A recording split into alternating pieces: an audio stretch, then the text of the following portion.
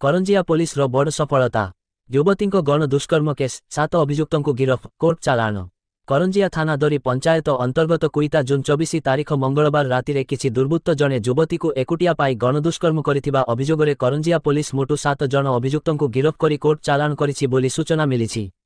ଗିରଫ ଅଭିଯୁକ୍ତମାନେ ହେଲେ କରଞ୍ଜିଆ ଥାନା ମଲାରପଦା ଗାଁର ବିକାଶ କୁମାର ପାତ୍ର, ପିତା ରାମ ପ୍ରସାଦ ପାତ୍ର, ରାଜୁ ପାତ୍ର ପିତା ମୁରଲୀଧର ପାତ୍ର, ଲୋକନାଥ ମହାନ୍ତ ପିତା ହରେକୃଷ୍ଣ ମହାନ୍ତ, ମିଲନ ପାଲ ବାବୁ ପିତା ପ୍ରେମ କୁମାର ପାଲ ବାବୁ, ଦିୱାନା ପାତ୍ର ପିତା ବସନ୍ତ ପାତ୍ର, ଆକାଶମୁଖୀ ପିତା କରୁଣାକର ମୁଖୀ ଓ ବାଟଗୟାଡଗାଁର ଖଗେଶ୍ୱର ନାୟକ ପିତା ପୁରିଆ ନାୟକ।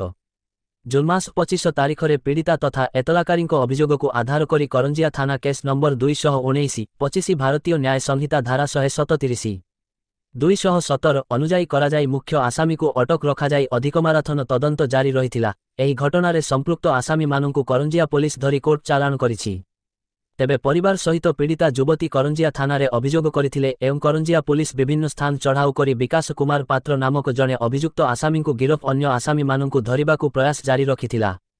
ଅତିରିକ୍ତ ପୋଲିସ ଆରକ୍ଷୀ ଅଧୀକ୍ଷକ ଯଦୁନାଥ ଜେନା, ପାଞ୍ଚପିଢ଼ ଉପଖଣ୍ଡ ପୋଲିସ ଅଧିକାରୀ ନବକୃଷ୍ଣ ନାୟକ ଓ କରଞ୍ଜିଆ ଥାନା ଭାରପ୍ରାପ୍ତ ଅଧିକାରୀ ଶରତ କୁମାର ମହଲ୍ଲିକ ଆସାମୀମାନଙ୍କୁ ଧରିବାକୁ ସମସ୍ତ ଉଦ୍ୟମ କରି 7 ଜଣଙ୍କୁ ଧରିବାରେ ସଫଳ ହୋଇଛନ୍ତି।